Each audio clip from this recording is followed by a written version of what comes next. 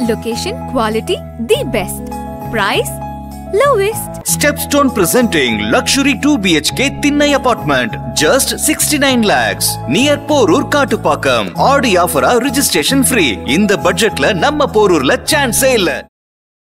1.5 மாசத்துக்கு முன்னாடியும் நான் யோசிச்சேன்னு கேட்டிங்கன்னா இங்கே 2 பேருக்குள்ள பிரச்சனையே இல்லை. அது அன்புமணிக்கும் ராமதாஸுக்குள்ள பிரச்சனைன்னு பல பேர் பேசிட்டு இருக்கிறாங்க. அது கிடையாது. இன்றைக்கி ஒரே ஒரு நம்ம வீட்டில் ஒரு ஹாலில் அவங்களுடைய ஒரே ஒரு ஃபர்னிச்சரை போட முடியாது. ஒரு ஃபர்னிச்சரை சிங்கிளாக உட்காடுறாங்க இல்லையா, இப்போ நீங்கள் உட்காந்துருக்கீங்க இல்லையா, அது மாதிரி சிங்கிள் ஃபர்னிச்சரை நம்ம வீட்டில் ஒரு ஹாலில் போட முடியாது. அப்படி ஒவ்வொருத்தரும் வந்து பார்த்தீங்கன்னா பணத்தில் வந்து பார்த்தீங்கன்னா திளைச்சவங்களாயிட்டாங்க. இல்லை, இருவர் மீதும் மதிப்பும் மரியாதை வைத்திருக்கக்கூடிய பாமக தொண்டர்களுடைய மனசு புண்பற்றாத அதெல்லாம் ஒன்றுமே கிடையாது சார். தொண்டர்கள்லாம் எல்லாம் அடிமைங்க. பொதுவாக ஒரு தலைவர் வந்து எப்படி அவனுக்கு இந்த ஒரு வசதி வாய்ப்பு வந்து எல்லாம் நம்மளை தான் வந்து சுரண்டி தான் வந்திருக்கு. சங்கம்ன்ற பேரில் கட்சின்ற பேரில் வந்து நம்மளை சுரண்டி தான் இன்றைக்கி இவ்வளோ சம்பாரிச்சு வச்சுருக்கிறான்னு சொல்லி அந்த எண்ணம் இருக்கணும்ல. விஜயும் சேர்த்தே சொல்கிறேன், பொதுவாக எல்லா கட்சியும் சொல்கிறேன், இப்போ லேட்டஸ்ட்டாக விஜயும் சொல்கிறேன். அவனுக்கு ஒரு கூட்டத்தை சேர்த்துருவான் சார். இல்லை, இப்போது 2ஆக உடஞ்சுன்னா பெரிய கட்சிகள் லாபம் சார். பாட்டாளி மக்கள் கட்சியில் வந்து ஒரு கட்சி உடஞ்சி ஏடிஎம்கே போகுது, ஒரு கட்சி வந்து டிஎம்கே போகுதுன்னா அவங்களுக்கு சாதகம் தானே. 2 கட்சி தலைவர்கள் காலம் நக்குனா தான் முடியும். உண்மையா இல்லையா? உண்மையா இல்லையா? உண்மையா இல்லையா? உண்மையா இல்லையா? 2 கட்சி தான் சார் இங்க வந்து பண்ணையார்கள் கட்சி சார். பிறந்த நாள் அப்போ ஜனங்களா வெளியே நின்னாங்களா இல்லையா?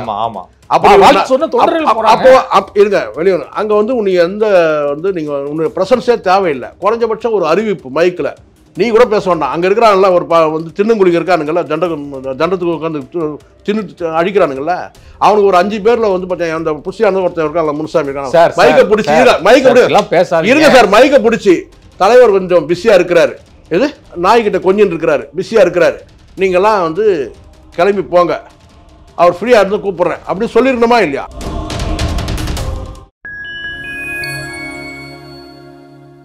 ஃபைன் டைம் இந்தியா நேயர்களுக்கு வணக்கம். நான் உங்கள் சிங் துவன். நம்ம சிறப்பு நிகழ்ச்சியில் நம்மோடு இணைந்திருக்கிறார் பத்திரிகையாளர் திரு சேகுவேரா ஜெய்சங்கர் அவர்கள். வணக்கம் சார்.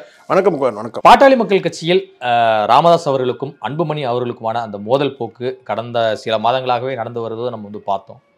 ஒரு 1.5 மாதங்களுக்கு முன்பாகவே என்னுடைய நேர்காணல் வந்து சொல்லியிருந்தீங்க, இது தேர்தல் ஆணையத்திலேயே போய் வந்து இந்த பஞ்சாயத்து நிற்கும் அப்படிங்கிறத குறிப்பிட்டிருந்தீங்க.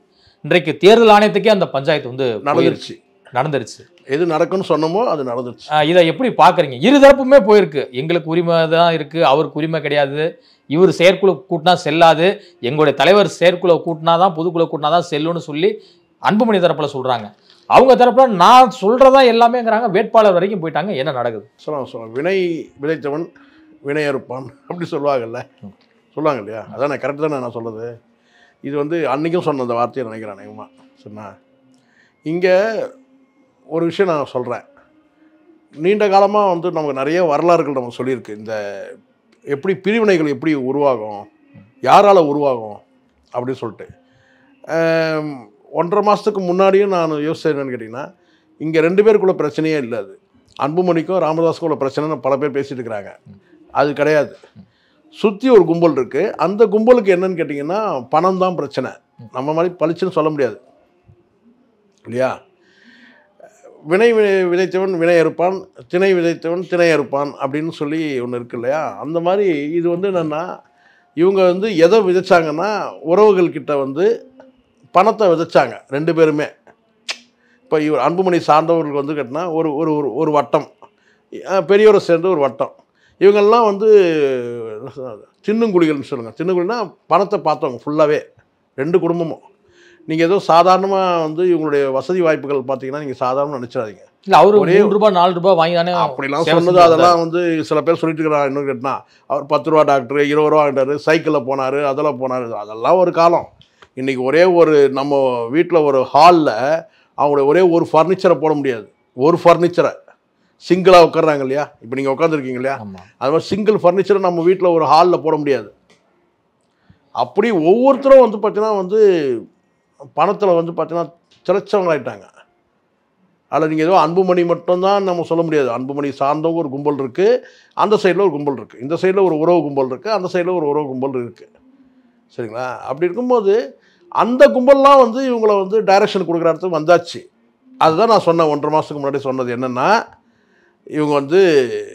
இவங்களை வந்து லாபிக்கள் ஒன்று நல்லா புரிஞ்சுங்க. நம்மளை சுற்றி ஒரு லாபி இருக்கலாம். அந்த லாபியை யாருன்னு வந்து நாம தான் லீட் பண்ணணும்.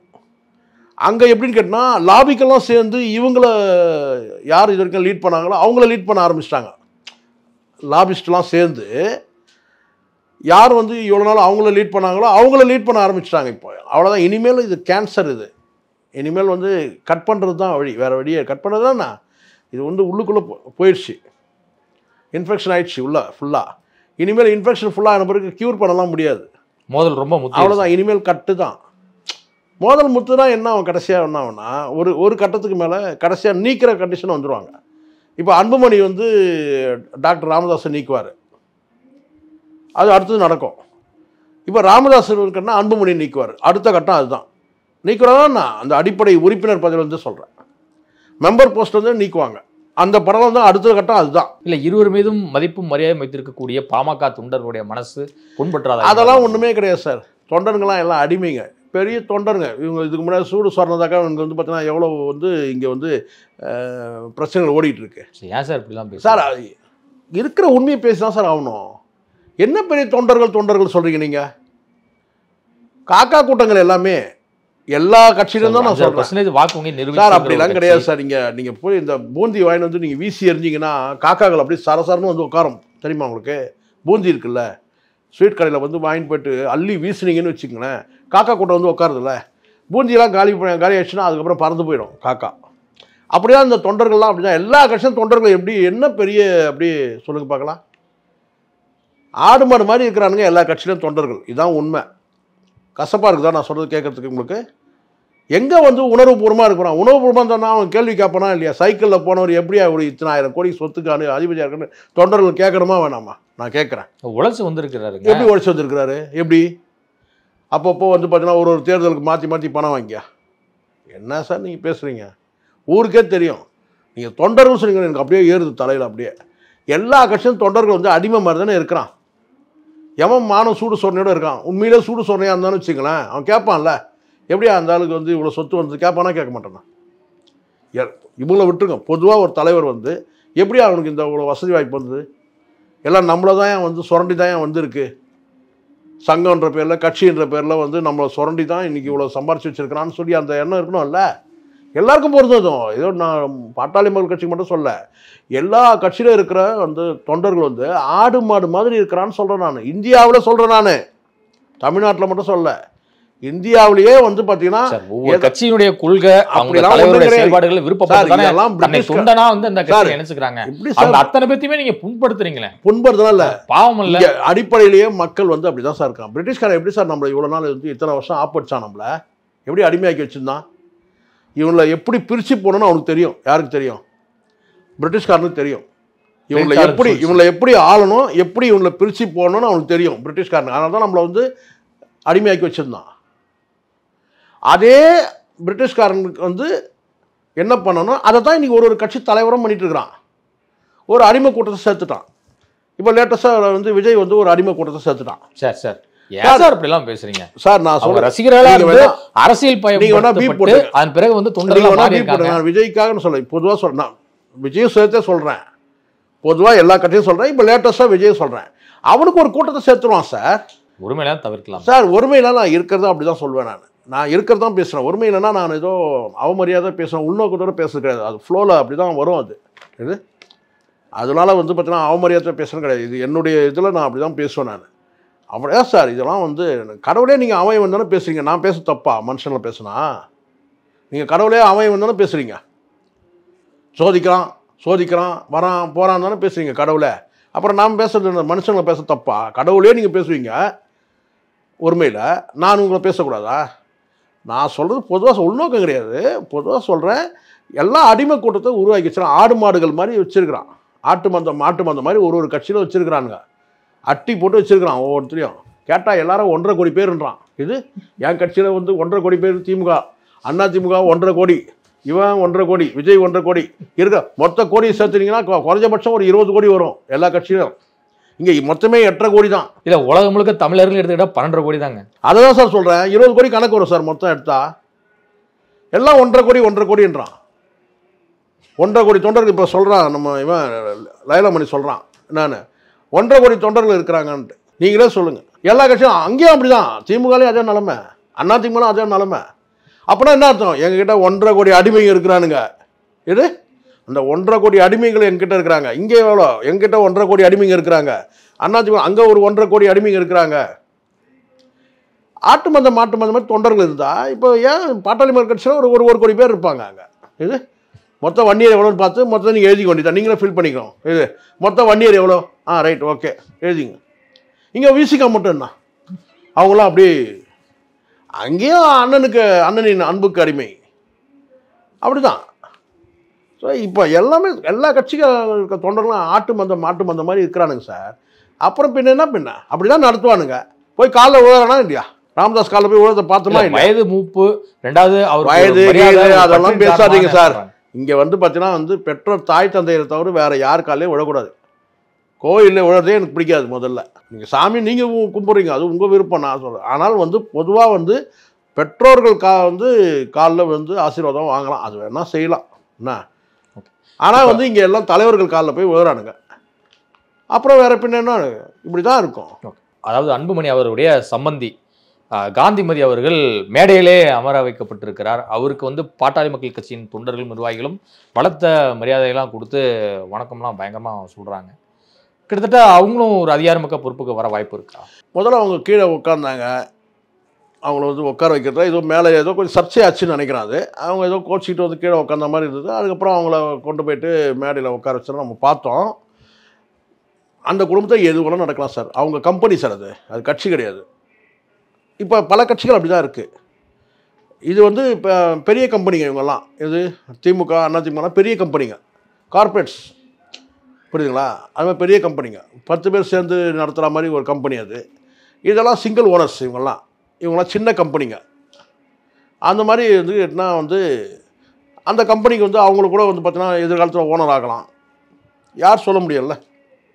அன்புமணி எண்ணிக்கிட்டு கூட அந்த அம்மாவை கொண்டு வரலாம், எது ஒன்றும் நடக்கும். அது கம்பெனி தேர்தல் ஆணைய விதிப்படி அன்புமணி தானே தலைவராக இருக்கிறார் சார். அதெல்லாம் அதான் சொல்கிறேன் சார். ஆனால் அவருடைய பதவியாளர் முடிஞ்சிருச்சுன்னு ராமதாஸ் தரப்பில் சொல்கிறாங்க. அங்கே குழப்பமே அதான் நடக்குது.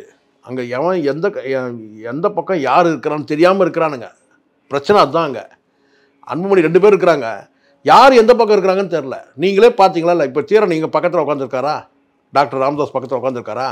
அன்றைக்கி ஒரு நம்பர் கொடுத்தாருல, பனையூரில் என்ன சந்திங்க நம்பர் கொடுக்கும்போது முதல்ல வாங்கி எழுதுனது யாருன்னு கேட்டால் அந்த தீரன் தான். இந்த தீரம் எத்தனை தடவை கட்சி விட்டு வெளியே போய்கிறார் தெரியுமா உங்களுக்கு? அந்த கட்சி விட்டு உண்மை சார் நான் சொல்லுது. பேராசிரியர் அவர், எது பேராசிரியர்.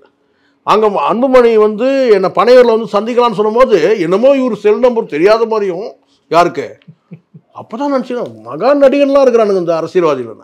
அப்போ தான் பேனை எடுத்து வேகமாக அந்த நம்பரை எழுதுறாராமா. அதனால் அது ஒரு கம்பெனி சார். கம்பெனி என்ன வேணாலும் முடிவு எடுக்கும், யாரை வேணாலும் எம்டியாக போட்டுக்கும். அப்படி தான் ஆயிடுச்சு.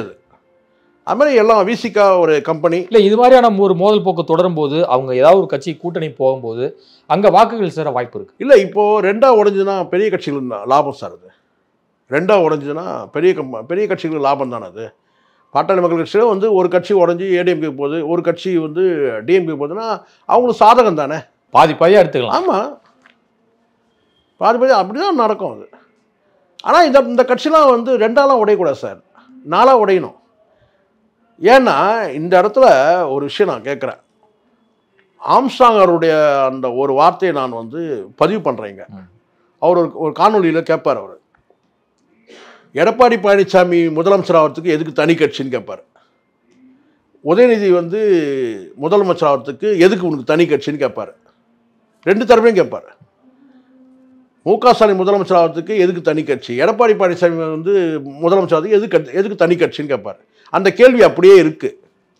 அந்த கேள்வியை நம்ம இப்போ போடுவோம். நீங்கள் 2ஆக உடஞ்சானா, 4ஆக உடஞ்சானா, 6ஆக உடஞ்சானா, எதுக்கு நீங்கள் கட்சி ஆரம்பிச்சிங்க, யாரை எதிர்த்து கட்சி ஆரம்பிச்சிங்க? இன்றைக்கி இருக்கிற இந்த அதிமுக உட்பட இன்னைக்கு கடைசியாக இருக்கிற இந்த விஜய் வரைக்கும் யாரை எதிர்த்து கட்சி ஆரம்பிச்சிங்க? நீங்கள் யோசிச்சு பாருங்கள். திமுக எதிர்த்து ஆரம்பிச்சிங்க. ஆனால் இப்போ எல்லாரும் இன்றைக்கி பார்த்தீங்கன்னா கூட்டணிக்கு பார்த்தீங்கன்னா அவர்கிட்ட தான் படையெடுக்கிறீங்க. அது விசிகா யாரை எதிர்த்து கட்சி தொடங்கினாங்க? எல்லா கட்சியும் வந்து பார்த்தீங்கன்னா வந்து திமுக இது. ஆனால் இன்னைக்கு திமுக கூட்டணிக்கு போகிறதுக்கு அவ்வளோ ஆர்வமாக இருக்கிறீங்க. இல்லை இங்கே கழட்டி விட்டா அங்கே போயிடுவீங்க. எப்படியும் நக்குறதுன்னு முடிவாயிடுச்சு. எது ஒண்ணு வார்த்தையை பயன்படுத்தாதீங்க சார். அப்படிதான் சார். ஒண்ணு அரசியல் தலைவர்கள் அப்படிலாம் கிடையாது. அரசியல் கட்சிகள் அப்படிலாம் கிடையாது. மாண்பு இருக்கு, அதெல்லாம் மாண்பு கிடையாது, மண்ணாங்கட்டியும் கிடையாது. 2 கட்சி தலைவர்கள் காலம் நக்குனா தான் முடியும். உண்மையா இல்லையா? உண்மையா இல்லையா? பதிவு பண்ணாதீங்க. உண்மையா இல்லையா? உண்மையா இல்லையா? 2 கட்சி தான் சார் இங்க வந்து பண்ணையார்கள் கட்சி. ஒன்னு எடப்பாடி, ஒன்னு இவரு. நீங்க ஒன்னு சொல்லிருக்கீங்களா, அந்த விஜய் சொல்லிருக்கீங்களா? பார்க்க தானே போறோம் அவன் பவுஸ் என்னன்ட்டு. தொகுதியில வெற்றிங்கிறாரு ஒரு மதிவாணன் அப்படிங்கிற சார். அவங்களாம் லூசுங்க சார். அவங்களாம் மனநோயாளிங்க. முதல்ல நல்ல ஹாஸ்பிட்டல் கொண்டு போய் ஒன்றும் ஒரே ஒரு வார்டு எலெக்ஷன் நிற்கவே இல்லை, ஒரு எந்த எலெக்ஷன் நிற்கவே இல்லை.